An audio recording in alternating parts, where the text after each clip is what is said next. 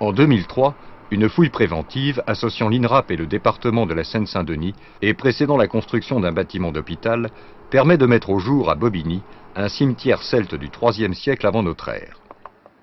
Parmi les 515 tombes découvertes, on dénombre 8 guerriers porteurs d'armes et une tombe atypique, celle d'un individu jeune, inhumé dans les années 200-180 avant notre ère, avec son bouclier, mais sans épée ni lance.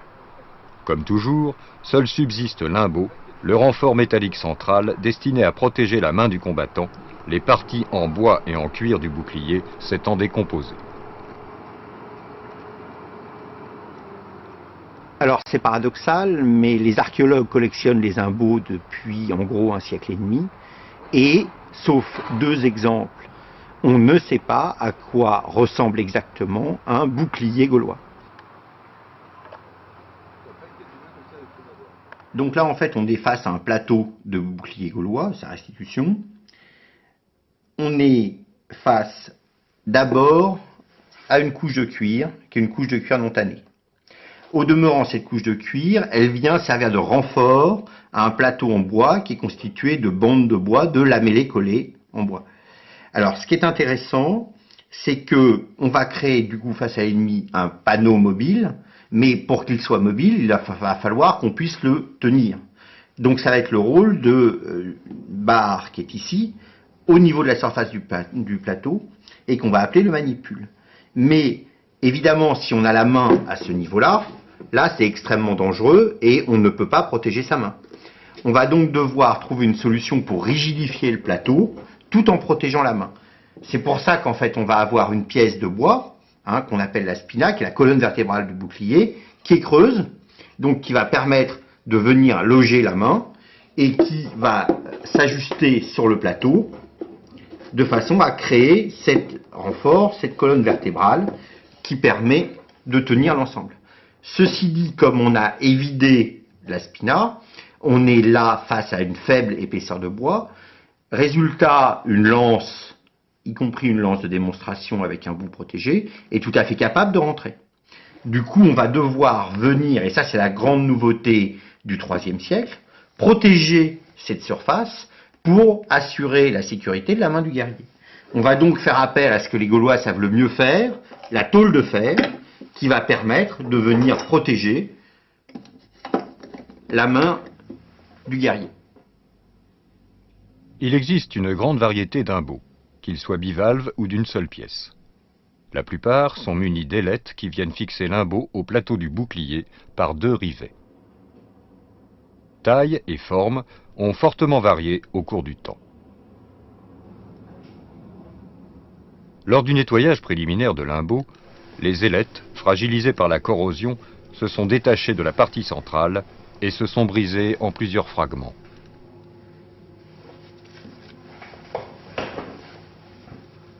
Ce que cherche le restaurateur sur les parois de l'objet, ce n'est plus le bois ou le cuir, mais l'empreinte de ces matières organiques moulées par la corrosion.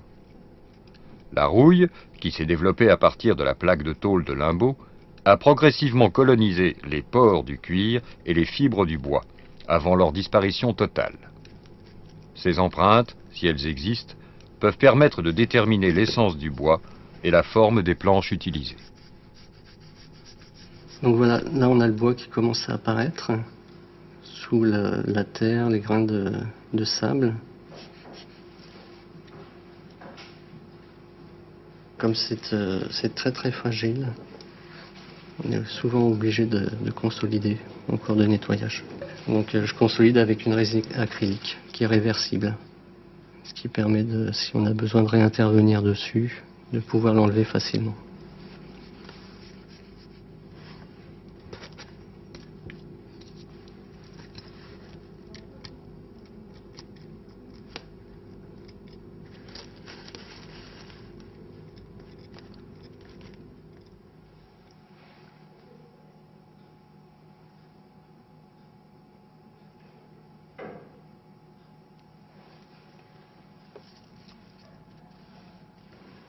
Après une première phase de restauration des ailettes et recollage des fragments, les chercheurs s'interrogent sur les suites à donner à l'opération. La coque, la partie centrale de l'imbeau, n'a pas encore été nettoyée. Elle est toujours dans sa gangue de terre avec les os du mort. Parce que notre problème, ça va être de comprendre comment on tient tout ça. C'est-à-dire comment vient s'articuler le manipule, la petite barre de bois qui va permettre de tenir le bouclier, par rapport au reste. Et ça, pour le moment, on n'a pas l'impression de l'avoir. Là, c'est normal qu'on ne l'ait pas, parce que le manipule va se trouver ici, en dessous, à ce niveau-là. Là, il est vraiment monté en Voilà. limite Oui. du... Et tu as observé plusieurs couches de bois minéralisé, ou globalement c'est un seul tenant? Non, c'est d'un seul tenant. Là, sur la coupe que l'on a ici, on voit bien, c'est bien... C'est un seul élément en bois. Ouais. Voilà, ici. Maintenant, on a deux choix. Soit on avance plus loin le nettoyage, soit on se donne un peu de temps et on le ramène à l'hôpital pour essayer d'avoir un scanner. L'idée étant juste, d'une part, de lire un peu mieux ce qui se passe par là en termes de couches successives, et puis peut-être de faire un peu le ménage là-dedans aussi. Oui. Parce que là, il y a peut-être quand même la chance d'avoir un peu de matière pour le manipule, peut-être.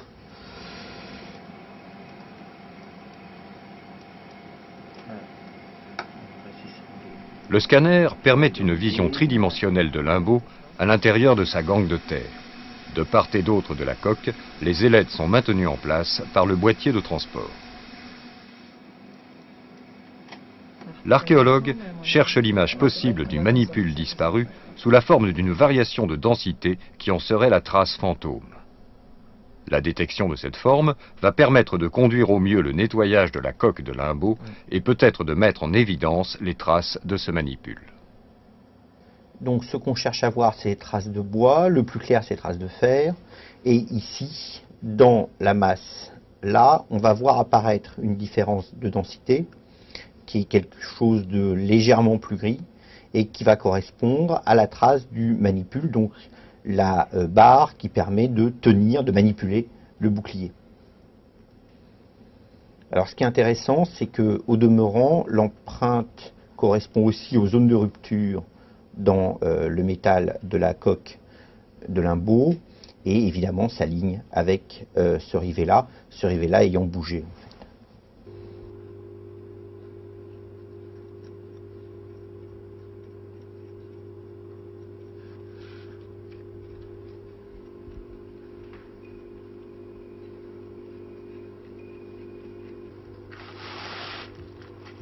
Malheureusement, malgré les précautions prises par le restaurateur, aucune trace du manipule ne pourra être mise en évidence. Par contre, la poursuite de la restauration des ailettes va permettre de formuler de nouvelles hypothèses.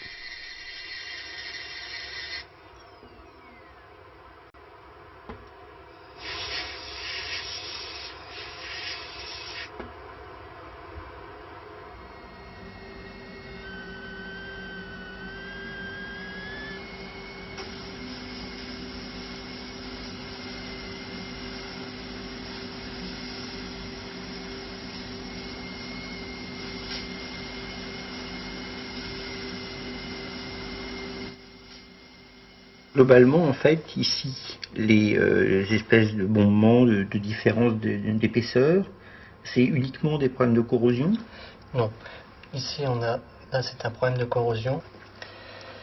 Mais ici, là, et cette pièce-là, là, ce sont des réparations. Tu vois, on voit bien ici. Là, pour l'instant, je ne peux pas dire si c'est un rivet ou si c'est une corrosion du métal. Mais ce sont des réparations, parce qu'on peut le distinguer assez facilement de ce côté-là, tu vois. Ouais. Là, on a une pièce rapportée ici. D'accord. Probablement une ici aussi. Donc du coup, on est plutôt sur l'idée d'un bouclier qui aurait servi. Ou ça peut être des réparations liées à la fabrication un peu rapide d'une tôle, ça on n'en sait rien en fait pour le moment. Pour l'instant, D'accord. On n'en sait rien. Non.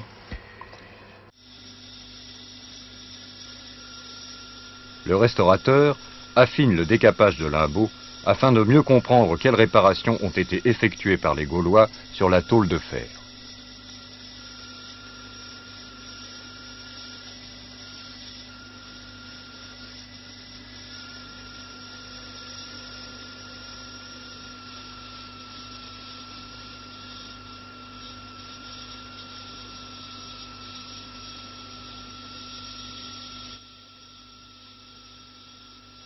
Donc là, on est sur l'intérieur de Limbaud, Oui. en fin de restauration. En fin de restauration, là, tous les traitements de nettoyage sont terminés. L'intérêt par rapport aux phases précédentes du travail, c'est que maintenant, l'hypothèse de la réparation, c'est plus une hypothèse, on voit les réparations. Là, c'est plus du tout une hypothèse, oui, c'est nettement visible ici. Donc là, on a une pâte qui a été rajoutée, qui se continue sur la coque. Pareil de ce côté-là. Là, on a une autre pâte de renfort ici, avec son rivet, qui se continue ici, qui est masquée par les traces organiques. Là, on a une autre pâte, donc avec un rivet, et au niveau de la coque de Limbaud, là, on a un cisaillement assez important. Voilà. Et toi qui as restauré pas mal limbeaux de boucliers, qu'est-ce que tu dirais de toutes ces réparations? Jusqu'à par présent, rapport aux autres je n'ai pas vu de limbeau de bouclier réparé. Donc c'est le premier que tu vois avec toutes ces réparations. Oui. Là, on a quelque chose qui a été fortement réparé, rechoqué visiblement après la réparation.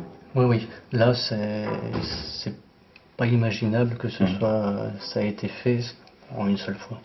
D'accord. Il y a beaucoup trop de réparations.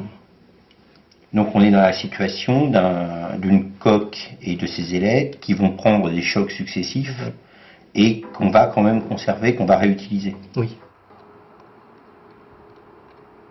C'est extrêmement intéressant parce que cet objet est trouvé sur un individu jeune, donc on ne peut pas penser que c'est sa vie aventureuse qui a amené le bouclier à être extrêmement utilisé. Donc aujourd'hui, on se demande si ce bouclier n'est pas plutôt un bouclier ayant servi à l'entraînement. Le dernier enjeu, ça va être maintenant d'avoir suffisamment d'éléments pour demander à un forgeron de reforger un limbeau pour pouvoir travailler avec des expérimentateurs sur la mise en mouvement de cet limbeau. Là, la question maintenant va être très simple, c'est est-ce que en travaillant des gestes d'entraînement, on produit des atteintes sur limbeau de même type que celles qu'on a observées en restauration.